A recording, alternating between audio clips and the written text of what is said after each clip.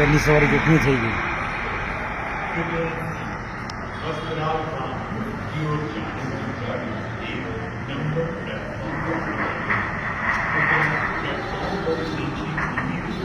पूरा ही गया हुआ. आज इस नजारे ने पूरे देश को हिला दिया जब एक बोइंग 787 ड्रीम लाइनर जो कि अहमदाबाद से लंदन जा रहा था, वो टेक ऑफ के 1 मिनट से भी कम समय में इस तरह से दुर्घटनाग्रस्त हो जाता है. आखिर यह दुर्घटना क्यों हुई? लोग हैरत में हैं. 242 लोग इसमें सवार थे, जिसमें करीब 53 ब्रितानी नागरिक भी. अहमदाबाद से लंदन के गैटविक एयरपोर्ट जा रहा यह विमान 1 मिनट से भी कम समय में भी क्रैश हो जाता है. आज कई सवाल हमारे सामने हैं. इस दुर्घटना के बारे में आप सब जान गए होंगे दोस्तों, मगर सबसे पहले इसको लेकर जो तस्वीरें मिल रही हैं वो मैं आप तक पहुंचाना चाहूंगा. मगर सबसे पहले मैं आपसे माफी मांगना चाहूंगा क्योंकि कुछ तस्वीरें आपको विचलित कर सकती हैं. मगर मेरा वादा है कि इस कार्यक्रम में मैं आपको किसी लाश की तस्वीर नहीं दिखाने वाला हूं. कोई भी ऐसी तस्वीर नहीं दिखाऊंगा जिससे आपका मन व्यथित हो सकता है. मगर जिस तरह से दुर्घटना हुई दोस्तों, उसने हम सबके होश उड़ा दिए. यह प्लेन टेक ऑफ करता है और टेक ऑफ के तुरंत बाद क्रैश हो जाता है. और क्रैश कहां होता है? मेघानी इलाके में, एक ऐसी बिल्डिंग में जहां डॉक्टर्स रह रहे थे. सही सुना आपने दोस्तों, डॉक्टर्स रह रहे थे. और जब प्लेन क्रैश हुआ उस वक्त वो डॉक्टर्स मेस में थे, खाना खा रहे थे, तभी वो प्लेन आकर उस पर गिरा. लोगों के होश उड़ गए हैं. तस्वीरें जो सामने उभर कर आ रही हैं वो हतप्रभ करती हैं, होश उड़ा देती हैं कि किस तरह से लाशों की हालत है जो क्षत विक्षत हालत में है. जो लाशों की हालत थी वो बहुत ही खराब हालत में थी क्योंकि अधिकतर लाशें बुरी तरह से जल गई हैं. आप मेरे पीछे लगातार देख रहे हैं दोस्तों वो मंजर, विमान के क्रैश के बाद का मंजर. और वो मंजर शब्दों में बयान नहीं किया जा सकता. शब्दों में बयान नहीं किया जा सकता. मैं आपको बतलाना चाहूंगा दोस्तों कि इस विमान को 2 पायलट चला रहे थे. एक थे कैप्टन सुमित सबरवाल जो कि मेन पायलट थे और इन्हें 8200 घंटों का तजुर्बा था. और co pilot first officer Clive Kunder जिनके पास 1100 घंटे विमान का अनुभव था. कहने का अर्थ था कि ये दोनों ही जो पायलट्स थे तजुर्बेकार थे. मगर ऐसा हुआ क्या? आखिरी लम्हों में आखिर उस इंजन में ऐसी खराबी क्या आई? क्योंकि मीडिया रिपोर्ट्स के मुताबिक उन्होंने मे डे का संदेश भी दिया था. सरल शब्दों में कहा जाए, अंदर कोई बहुत गंभीर समस्या हो गई थी जिसके चलते उन्होंने मदद की गुहार लगाई, यानी मे डे की गुहार लगाई. क्या थी वो तकनीकी खराबी?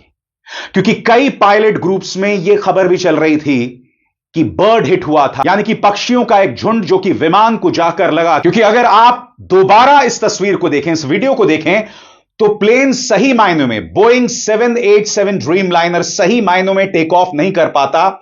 और जैसा कि आप देख सकते हैं उसकी नाक हमेशा ऊंची है, यानी कि जो नोज ऑफ द प्लेन है वो हमेशा ऊपर है और फिर उसी अंदाज में वो क्रैश कर जाता है.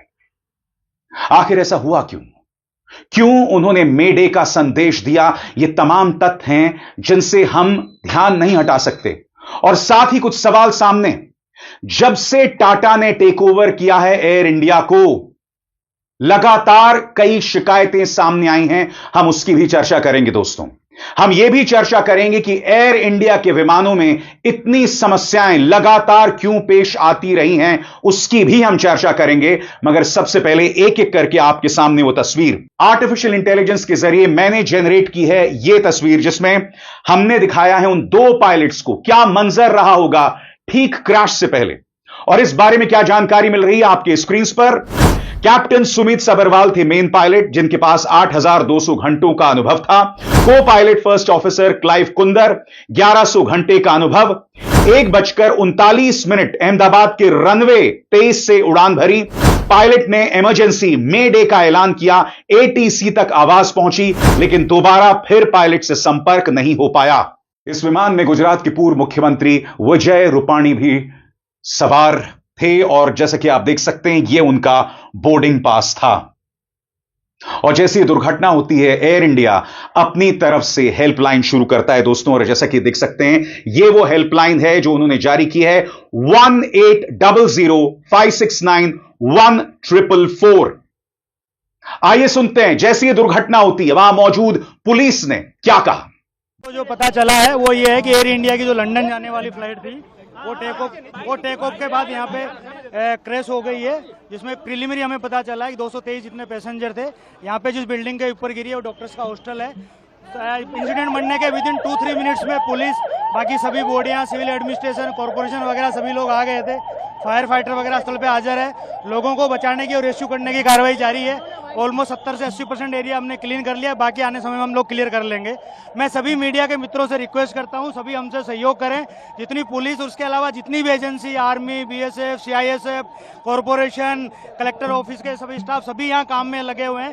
प्लीज हमसे सहयोग करिए। नजारा बहुत खौफनाक था दोस्तों, और जैसे कि आप इस तस्वीर में देख सकते हैं, यह है उस बिल्डिंग पर क्रैश का नजारा। और आप देख सकते हैं प्लेन का एक हिस्सा, बोइंग 787 ड्रीम लाइनर का वो हिस्सा जो है वो बाकायदा बिल्डिंग पर दिखाई दे रहा है, जो अपने आप में निहायत ही खौफनाक मंजर है।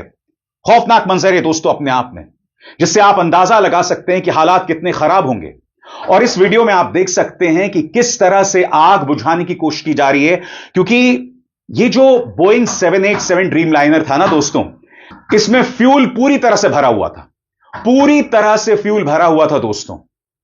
और जैसे ही ये क्रैश करता है मेघानी में, इस डॉक्टर्स बिल्डिंग पर जहां कई डॉक्टर्स रह रहे थे, तो वहां का तापमान बहुत ज्यादा बढ़ जाता है, क्योंकि जैसे मैंने बताया प्लेन के अंदर पूरा फ्यूल था। धमाका होता है, बुरी तरह से धमाका होता है, और तापमान बहुत ज्यादा बढ़ जाता है, बहुत ज्यादा बढ़ जाता है। और जो तमाम लाशें वहां से निकाली जा रही हैं, बुरी तरह से जली हुई हैं, 100% बर्न्स के साथ, जिससे पता चल रहा है कि बचने का कोई भी रास्ता नहीं रहा होगा। मगर इस तरह की तस्वीरें सामने उभर कर आ रही हैं, जिसमें लोगों को स्ट्रेचर्स में लाया जा रहा है। अब ये लोग कौन है? क्या वो बिल्डिंग में थे, क्या वो नीचे थे? क्योंकि जैसे मैंने बताया, धमाका इतना बड़ा था, इतना बड़ा धमाका था कि जो आसपास लोग थे, जो सड़क पर लोग थे, वो भी चोटिल हुए। मगर विमान के अंदर जो लोग सवार थे, उनकी क्या हालत हुई होगी एक ऐसे प्लेन के क्रैश होने के बाद। एक ऐसा प्लेन जो फुल्ली फ्यूल्ड था, इसका आप और हम अंदाजा भी नहीं लगा सकते। मैं अब आपको भावना की आवाज सुनाना चाहता हूं, भावना जिसकी बहन उस प्लेन में सवार थी। सुनिए वो क्या कह रही है। भावना बहन, आपके कौन आ रहे थे और कौन सी फ्लाइट में आ रहे थे, और अभी क्या सिचुएशन लग रही है आपको? हमारी बहन जा रही थी लंदन। 1 बजे जा रही थी। 1:10 की फ्लाइट थी और जा रही थी लंदन। लंदन जाने से पहले ही क्रैश हो गया प्लेन। दोस्तों, इसके अलावा एयर इंडिया ने बाकायदा पूरी लिस्ट जारी कर दी है। उन 242 पैसेंजर्स की लिस्ट, ये वो तमाम लोग हैं जो कि बोइंग 787 विमान में शामिल थे, सवार थे। और सबसे बड़ी बात, एक बोइंग 787 ड्रीम लाइनर का इस तरह का क्रैश पहली बार हुआ है। सही सुना आपने दोस्तों, पहली बार हुआ है। मैं आपको बतलाना चाहता हूं, एविएशन जर्नलिस्ट, नागरिक उड्डयन पत्रकार जॉश कैहल क्या कह रहे हैं। Breaking, an Air India 7878 Dreamliner with 242 passengers on board bound for London crashed shortly after takeoff. This would be first ever crash of a Boeing 787 Dreamliner. इससे पहले कभी भी कोई भी Boeing 787 Dreamliner क्रैश नहीं किया है। स्वाभाविक सी बात है दोस्तों, इससे कई सवाल खड़े हो रहे हैं और उन सवालों का जवाब देना होगा, क्योंकि इस देश में जवाबदेही नाम की कोई चीज नहीं है। कुंभ में भगदड़ हो जाती है, किसी की कोई जवाबदेही नहीं। एक रेलवे एक्सीडेंट हो जाता है, कोई जवाबदेही नहीं। लगातार इस तरह की बातें आती हैं। आज कई सवालों के जवाब देने होंगे सरकार को भी, टाटा को भी, जिसने एयर इंडिया का टेक ओवर कर लिया था। और मैं आपको बतलाना चाहता हूं दोस्तों, जब से टाटा ने टेक ओवर किया था एयर इंडिया का, यह उम्मीद की जा रही थी कि उसके हालात सुधरेंगे, मगर सुधरने की बजाय कई शिकायतें सामने उभर कर आईं। और मैं आपके सामने सिलसिलेवार तरीके से वो तमाम मुद्दे रखना चाहता हूं, जब से टाटा ने टेक ओवर किया किस तरह की शिकायतें सामने उभर कर आईं, क्योंकि इन सवालों के जवाब देना बहुत जरूरी है। नंबर 1, टाटा के टेक ओवर के बाद एयर इंडिया में कई तकनीकी समस्याओं की शिकायतें सामने आई हैं। वो कौन कौन सी समस्याएं, एक एक करके आपके स्क्रीन पर। पुराने और खराब हो चुके विमानों का इस्तेमाल। एयर इंडिया के बेड़े में कई विमान पुराने हैं जिनमें तकनीकी खराबियों और बार बार मेंटेनेंस की जरूरत पड़ती है। पुराने विमान क्यों? क्या लोगों की जान की किसी को परवाह नहीं है? मुद्दा नंबर 2, विमानों के नवीनीकरण की कमी। विमानन विशेषज्ञों के अनुसार एयर इंडिया के विमानों का नवीनीकरण न होने से तकनीकी समस्याएं लगातार बनी हुई हैं। इसके अलावा दोस्तों, फ्लाइट्स में देरी और उसका रद्द होना, तकनीकी खराबियों के कारण उड़ानों में देरी और रद्द होने की घटनाएं लगातार बढ़ी हैं। इसके अलावा जो पूरा बेड़ा है उसे इंटीग्रेटेड होना चाहिए था, उसका एकीकरण होना चाहिए था, मगर ऐसा नहीं है, अव्यवस्था बनी हुई है। बेड़े के एकीकरण में अव्यवस्था, विस्तारा और एयर इंडिया के विमानों के एकीकरण में गड़बड़ी के कारण कई बार यात्रियों को बुक की गई सुविधाएं नहीं मिल पाती, जिससे तकनीकी और संचालन संबंधी दिक्कतें पेश आती हैं। इसके अलावा बोइंग 777 जैसे पुराने विमानों को हटाने की सलाह दी गई, क्योंकि ये ग्लोबल स्टैंडर्ड के मुताबिक नहीं है और इनमें तकनीकी समस्याएं ज्यादा आती हैं। यानी कि कुल मिलाकर पुराने विमान, अव्यवस्था, इंटीग्रेशन की कमी, ये तमाम समस्याएं सामने पेश आती रही जब से टाटा ने एयर इंडिया को टेक ओवर किया। और रही बात एयर इंडिया के विमानों की, तो इससे पहले भी कई बार बड़ी बड़ी दुर्घटनाएं होते होते बची, वो भी मैं आपके सामने पेश करने वाला हूं दोस्तों। एयर इंडिया में हाल ही के समय में सबसे ज्यादा निम्नलिखित तकनीकी समस्याएं पेश आई हैं। सबसे पहला, हाइड्रोलिक सिस्टम फेल होना। तिरुचिरापल्ली से शारजा जा रही फ्लाइट में हाइड्रोलिक फेलियर हुआ, जिससे पायलट को इमरजेंसी घोषित करनी पड़ी और विमान को कई घंटे हवा में घुमाना पड़ा। केबिन प्रेशर की समस्या। मुंबई से लंदन जा रही बोइंग 777 फ्लाइट को केबिन में दबाव संबंधी तकनीकी खराबी के कारण वापस लौटना पड़ा। तकनीकी खराबी के कारण फ्लाइट्स का लौटना। कई बार उड़ान के दौरान तकनीकी दिक्कतें आने पर विमान को बीच रास्ते में वापस लौटना पड़ता है। दोस्तों, न सिर्फ उस विमान में कई लोग मारे गए हैं, मैं अपनी तरफ से कोई आंकड़ा नहीं देना चाहता हूं, क्योंकि इस वक्त जब मैं यह कार्यक्रम रिकॉर्ड कर रहा हूं, अंतिम तस्वीर सामने उभर कर नहीं आई है। जब तक ये कार्यक्रम आपके सामने आएगा, जाहिर सी बात है, दूध का दूध और पानी का पानी हो जाना चाहिए। हालांकि इस देश में दूध का दूध और पानी का पानी नहीं होता, जवाबदेही नाम की कोई चीज नहीं है, यहां किसी को जवाबदेही नहीं बना जाएगा। मगर मैं उम्मीद करता हूं कि काफी हद तक तस्वीर जो है वो सामने उभर कर आएगी। मगर न सिर्फ वो प्लेन क्रैश किया, उस वक्त प्लेन क्रैश किया जब उस बिल्डिंग में डॉक्टर्स जो है मेस में थे, खाना खा रहे थे, और यह तस्वीर उस बात का प्रमाण है। आप देख सकते हैं मेस की क्या हालत है। मेस यानी वो जगह जहां लोग खाना खा रहे थे। ये मेरा ले लो, मेरा।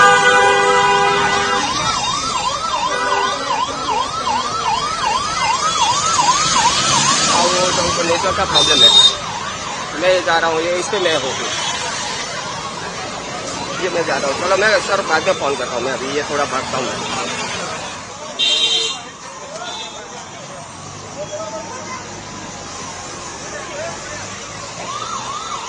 Please sir, hello hello sir, ये हेलो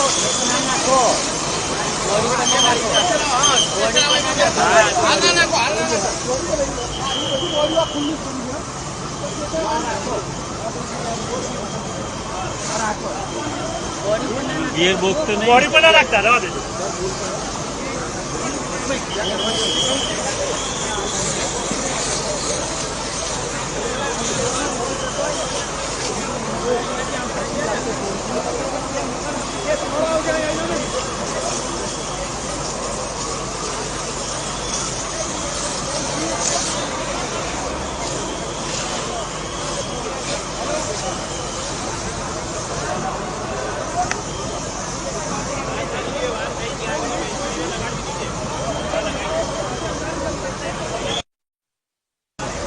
हेलो,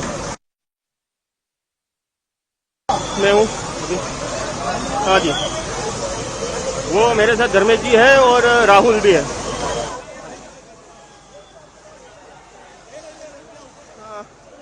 टीवी है, एक मिनट, मैंने कनेक्ट करके तो रखा है सर जी, धर्मेश जी ने सर्वर दिया था। नहीं, एक मिनट रुकिए, मैं करता हूँ, आपको फोन करता हूँ। हाँ बस वही है मेरे पास अभी।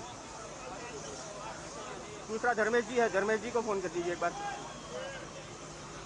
धर्मेश, अब मैं आपको एक मां की आवाज सुनाना चाहता हूं। वो मां कह रही है कि मेरा बेटा उसी वक्त खाना खा रहा था। आइए सुनते हो मां क्या कह रही है। मेरा नाम रमीला देवी है। रमीला बेन, आप कौन था वहाँ पे और हॉस्टल में कौन क्या काम कर रहे थे? मेरा लड़का है ना, वो ब्रेक पड़ा था खाने का, तो हॉस्टल में खाने गया था इधर, અને हॉस्टल में ही ट्रेन क्रस्ट हुआ, पर मेरे लड़का को कुछ हुआ नहीं, बात हुई मेरी, पर इसके भाईबंद है ज्यादा हुए तो लोग मर गए, ये फिर मेरे लड़का को देखने जाना है अंदर मेरे को। अभी क्या लड़के को क्या सिचुएशन है? लड़का बोला है कि मैं अच्छा दूसरे मार से कूदा था ना, तो थोड़ा खाली लगा है, ऐसा बोला है मेरे को, पर मैं जाऊँ अंदर तो मालूम पड़े ना ऐसा। ठीक है। इस तरह की न जाने कितनी दास्तानें हैं दोस्तों जो सामने उभर कर आएंगी। इस मुद्दे पर यह मेरा पहला कार्यक्रम है दोस्तों, और आने वाले दिनों में या आने वाले घंटों में जैसे जैसे नई नई जानकारियां मिलती रहेंगी मैं आप तक पहुंचाता रहूंगा, और मेरा वादा है हर बार की तरह आप तक तथ्यों के आधार पर इस समस्या की जड़ों तक पहुंचने की कोशिश मैं लगातार करूंगा। अविसार शर्मा को दीजिए इजाजत। नमस्कार।